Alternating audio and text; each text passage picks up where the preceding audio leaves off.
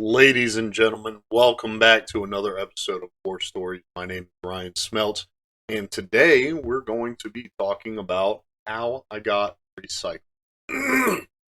Well, really, this entire week is about that.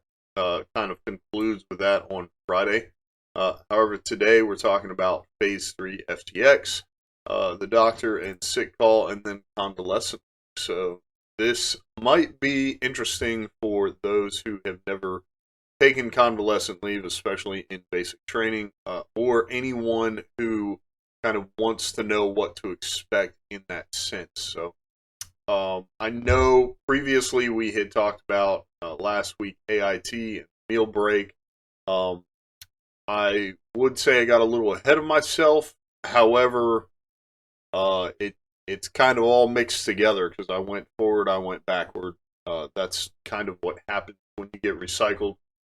So we talked previously about the Phase 3 FTX. So um, and and basically what this means is so in basic training, I said we have red, white, and blue phases. If you start in red phase, you're not allowed to do anything. It's basically lockdown, no passes, uh, no anything. You're not even allowed to call cadence. Then you have white phase, and then for anyone who's been through basic training or OSIT, you know that basically they say, if you screw up, we're gonna take you back to red phase. So that's pretty exciting. But and that's what they do, and they just change the guide on out from white to red or blue to red, whatever it is. But the Phase 3 FTX, the field training exercise, that is the FTX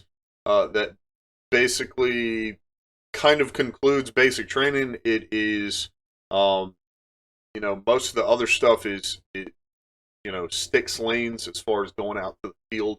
The Phase 3 FTX, you're out there for, I think, roughly a week.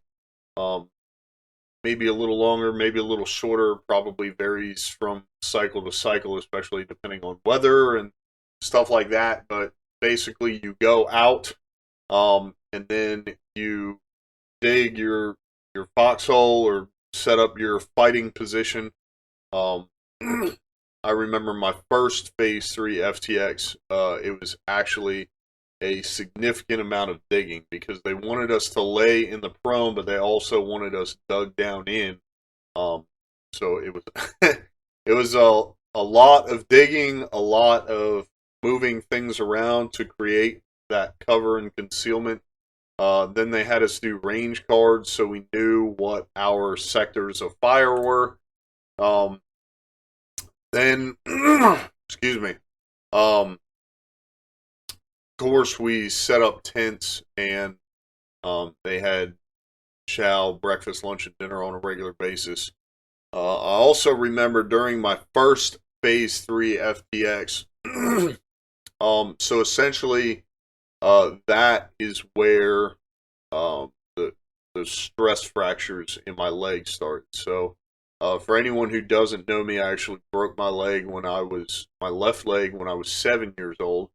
Um, Fast forward to basic training, and I was getting stress fractures. So most people are like, okay, stress fractures, like that's not a real break. I think the biggest difference between an actual broken bone and stress fractures is stress fractures are still breaks, but essentially they're cracks in your bone. So where, when I was 7, I snapped my leg all the way through, and they had to reset it and put a cast on it.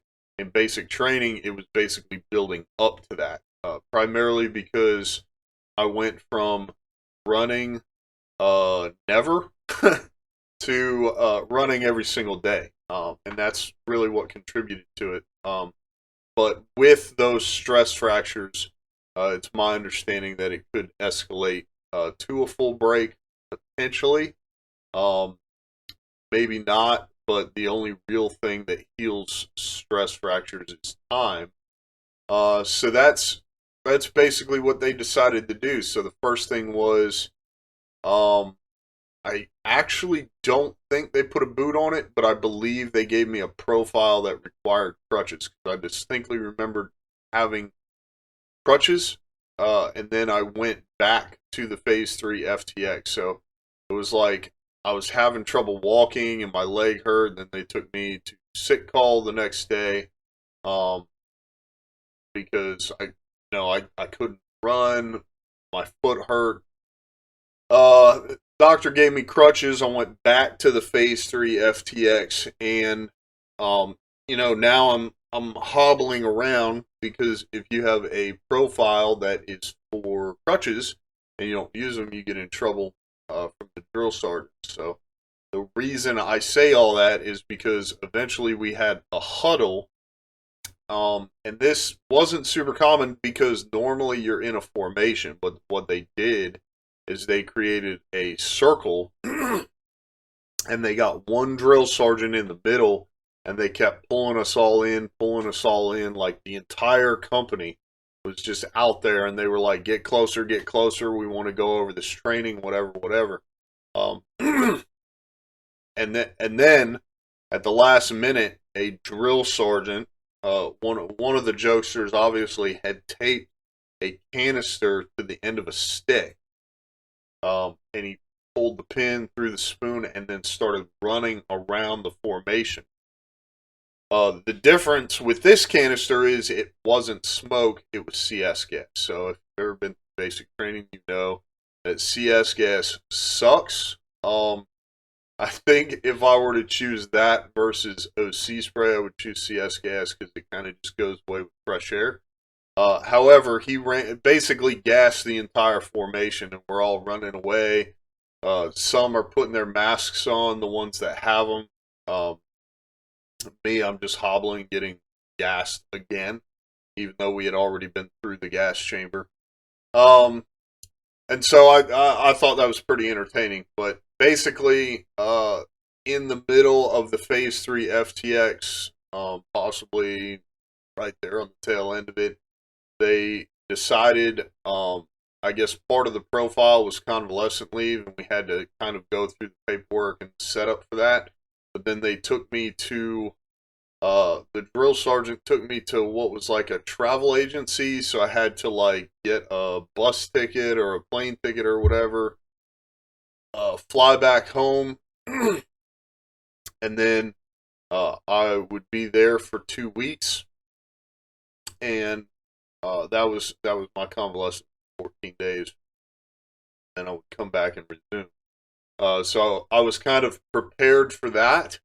Um, so once again, I kind of got pulled out of training and had to do all the paperwork, do a little bit more paperwork with the doctor, convalescent leave. They set the expectations. Uh, when I went to the travel agency, I was talking to the drill sergeant. I was like, well, the leave form says I leave then and I come back then. Like, when should I schedule the flight? I want to say I scheduled my return flight for like a day or two before, because one of my concerns was if something happened with the flight being delayed or whatever. At the time I didn't know what happened, but now I know and understand that, number one, as long as someone had communicated, you'd probably be okay. But also, if the unit's not that great or you don't communicate, if your leave ends on one day and you don't show up until a day after that, then you could end up being reported as AWOL, or at least late. So it's good I did that, but I kind of scheduled all that, coordinated, get a bus ticket from post out to the airport, and then from the airport took a flight home. So tomorrow we're going to talk about coming home. Then Wednesday is returning to training. So Thursday, I'm going to talk about finishing training with Foxtrot 787 and kind of what that looked like after I got back from convalescent leave. And then Friday we go into the story of getting recycled. So this week is planned out, and hopefully you enjoy these stories. Don't worry, they will get better and more intense as we go along.